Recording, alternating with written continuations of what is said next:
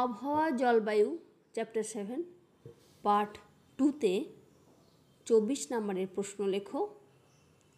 বায়ুর আর্দ্রতা কাকে বলে? উত্তরে লেখো, নির্দিষ্ট উষ্ণতায় নির্দিষ্ট পরিমাণ বায়ুতে যে পরিমাণ জলীয় বাষ্প থাকে ওটাই ওই বায়ুর আর্দ্রতা। 15 নম্বর প্রশ্ন, বায়ুর আর্দ্রতা মাপা হয় কোন যন্ত্রের সাহায্যে? উত্তরে লেখো, হাইগ্রোমিটারের সাহায্যে।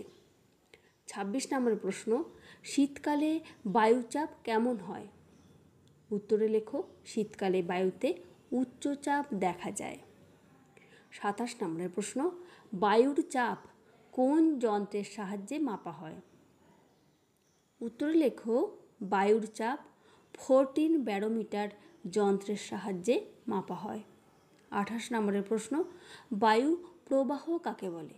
উত্তরে লেখো, ভূপৃষ্ঠের সমান্তরালে বায়ুর চলাচলকে বায়ু প্রবাহ বলে। 29 নম্বরের প্রশ্ন, বায়ু কোন অঞ্চল থেকে কোন অঞ্চলের দিকে প্রবাহিত হয়? বায়ু উচ্চচাপ অঞ্চল থেকে নিম্নচাপ অঞ্চলের দিকে প্রবাহিত হয়। 30 নম্বরের প্রশ্ন, কিভাবে ঝড়ের সৃষ্টি হয়? উত্তরে লেখো, বায়ু সবসময় উচ্চচাপ অঞ্চল থেকে নিম্নচাপ অঞ্চলের দিকে প্রবাহিত হয়। হঠাৎ কোনো জায়গার বাতাসের চাপ খুব কমে গেলে বাতাস ভীষণ গতিতে আশেপাশের উচ্চচাপ অঞ্চল থেকে নিম্নচাপ অঞ্চলের দিকে ছুটে আসে, তখন ঝড়ের সৃষ্টি হয়।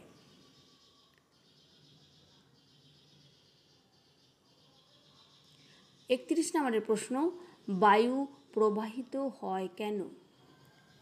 উত্তরে লেখো, বায়ু সব জায়গার চাপ সমান রাখার জন্য প্রবাহিত হয়। 32 নম্বরের প্রশ্ন, বায়ু প্রবাহের দিক কিসের সাহায্যে মাপা হয়? উত্তরে লেখো, বায়ু প্রবাহের দিক মাপা হয় বাত পতাকা দিয়ে। 33 নম্বরের প্রশ্ন, বায়ুর গতিবেগ কোন যন্ত্রের সাহায্যে মাপা হয়? উত্তরে লেখো, বায়ুর গতিবেগ মাপা হয় অ্যানিমোমিটার যন্ত্র দিয়ে। 34 নম্বরের প্রশ্ন, কেন মেঘলা রাতে গরম পড়ে? উত্তরে লেখো, মেঘলা আকাশ পৃথিবীতে চাদরের মতো ঢেকে রাখে।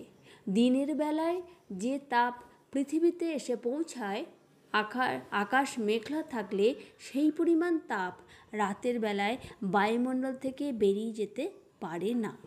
ফলে রাতে তাপমাত্রা বেড়ে যায় আর বেশি গরম লাগে, তাই মেঘলা রাতে গরম পড়ে।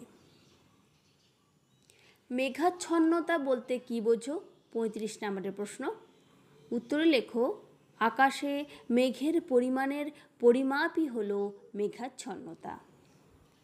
36 নম্বরের প্রশ্ন, বৃষ্টি কিভাবে হয়?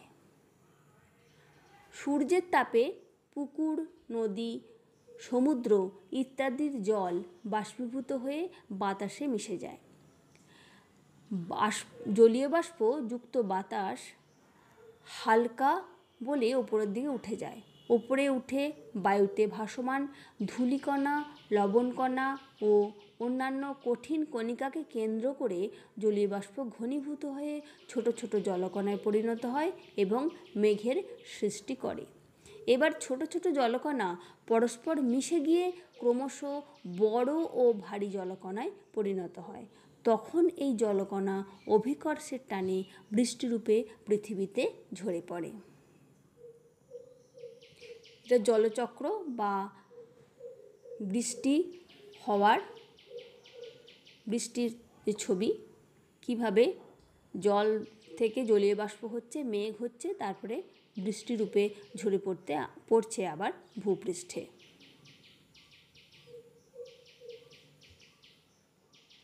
37 নম্বরের প্রশ্ন, বৃষ্টিপাতের পরিমাণ মাপার যন্ত্রের নাম লেখো। উত্তরে লেখো, বৃষ্টিপাতের পরিমাণ মাপার যন্ত্রের নাম রেন গজ। তোমাদের বইয়ে আছে, শব্দগুলো উল্টো পাল্টা আছে, ঠিকঠাক করে সাজিয়ে লেখো। 30 থেকে 35 বছরের গড় আবহাওয়াকে বলে জলবায়ু।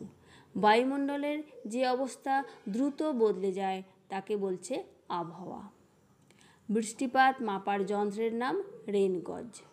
সূর্যরশ্মির যে অংশ পৃথিবীর বায়ুমণ্ডলকে উত্তপ্ত না করে সরাসরি মহাশূন্যে ফিরে যায় তাকে বলে অ্যালবেডো।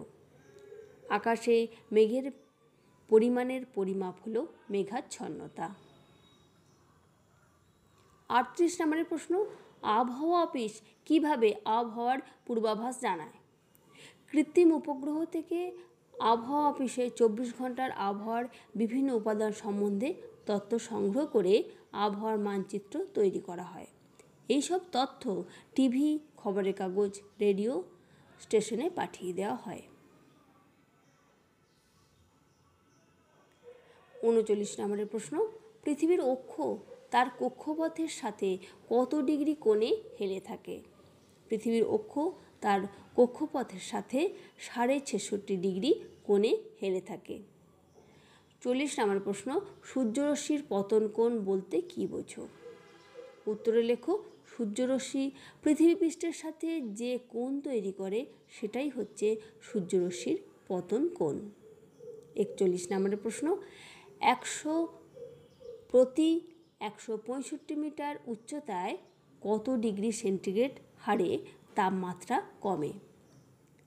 প্রতি 165 মিটার উচ্চতায় 1 ডিগ্রি সেন্টিগ্রেড হারে কমে তাপমাত্রা। 42 নম্বরের প্রশ্ন, প্রতি 1000 মিটার উচ্চতায় কত ডিগ্রি সেলসিয়াস হারে তাপমাত্রা কমে? প্রতি 1000 মিটার উচ্চতায় 6.5 ডিগ্রি সেলসিয়াস হারে কমে। 43 নম্বরের একটা শূন্যস্থান, যে স্থান সমুদ্রের যত কাছে অবস্থিত সেখানে ড্যাশ ড্যাশ তত কম হয়, সেখানে তাপমাত্রার প্রসর তত কম হয়। 44 নম্বরের প্রশ্ন, সমভাবাপন্ন জলবায়ু কাকে বলে? যে ধরনের জলবায়ুতে শীত গ্রীষ্মের তাপমাত্রার পার্থক্য কম সেই ধরনের জলবায়ুকে সমভাবাপন্ন জলবায়ু বলে।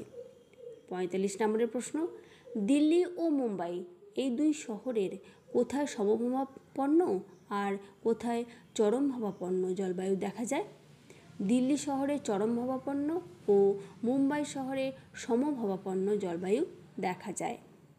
46 নম্বরের প্রশ্ন, সমষ্ণ রেখা কাকে বলে? পৃথিবীর মানচিত্রে সমান গড় উষ্ণতাযুক্ত স্থানগুলোকে যে কাল্পনিক রেখা দ্বারা যুক্ত করা হয় তাকে বলা হয় সমষ্ণ রেখা। সমষ্ণ রেখার একটা ছবি।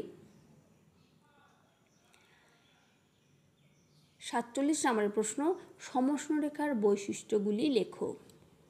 বৈশিষ্ট্যগুলি হলো, দুটো জায়গার মধ্যে উষ্ণতার পার্থক্য বেশি হলে সমষ্ণ রেখাগুলো কাছাকাছি আর উষ্ণতার পার্থক্য কম হলে সমষ্ণ রেখাগুলো দূরে দূরে অবস্থান করে। 2 নাম্বার, উত্তর গোলার্ধের চেয়ে দক্ষিণ গোলার্ধে জলভাগ বেশি থাকায় এই গোলার্ধের সমষ্ণ রেখাগুলো দূরে অবস্থান করে।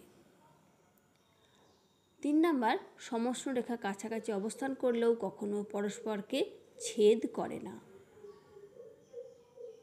48 নম্বরের প্রশ্ন, সূর্যরশ্মির পতন কোণের ভিত্তিতে পৃথিবীকে কয়টি তাপমণ্ডলে ভাগ করা হয়েছে ও কি কি? সূর্যরশ্মির পতন কোণের ভিত্তিতে পৃথিবীকে 3টি তাপমণ্ডলে ভাগ করা হয়েছে। 1 নাম্বার উষ্ণমণ্ডল, 2 নম্বর নাতিশীতোষ্ণমণ্ডল, 3 নাম্বার হিমমণ্ডল। ছবিতে দেখতে পাচ্ছ 3টে ভাগ করা হয়েছে।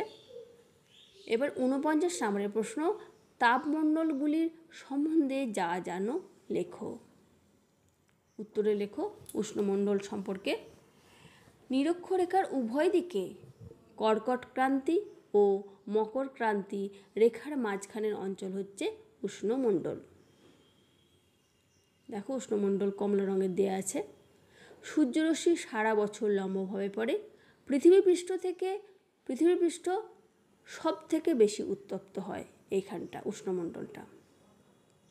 নাতিশীতোষ্ণ মণ্ডল কর্কটক্রান্তি রেখা থেকে সুমেরু বৃত্তরেখা ও মকরক্রান্তি রেখা থেকে কুমেরু বৃত্তরেখার মাঝের অঞ্চল হচ্ছে নাতিশীতোষ্ণ মণ্ডল। এখানে সূর্যরশ্মি তির্যকভাবে পড়ায় এই অঞ্চল উষ্ণমণ্ডলের তুলনায় কম উত্তপ্ত হয়। 3 নম্বর হচ্ছে হিমমণ্ডল। সুমেরু বৃত্ত থেকে উত্তর মেরু এবং কুমেরু বৃত্ত থেকে দক্ষিণ মেরুর মাঝের অঞ্চল হচ্ছে হিমমণ্ডল। সূর্যরশ্মি সারা বছর তির্যকভাবে পড়ায় এই অঞ্চল সবচেয়ে কম উত্তপ্ত হয় এবং সারা বছর ধরে বেশ ঠান্ডা থাকে। 50 নম্বরে মিলিয়ে রেখো আবহাওয়ার উপাদান পরিমাপের যন্ত্র। বায়ুর চাপ কালো দিয়ে দেখানো হয়েছে, দেখো ব্যারোমিটার। বায়ুর উষ্ণতা সবুজ দিয়ে দেখানো হয়েছে থার্মোমিটার। বায়ুর আর্দ্রতা লাল দিয়ে দেখানো হয়েছে হাইগ্রোমিটার।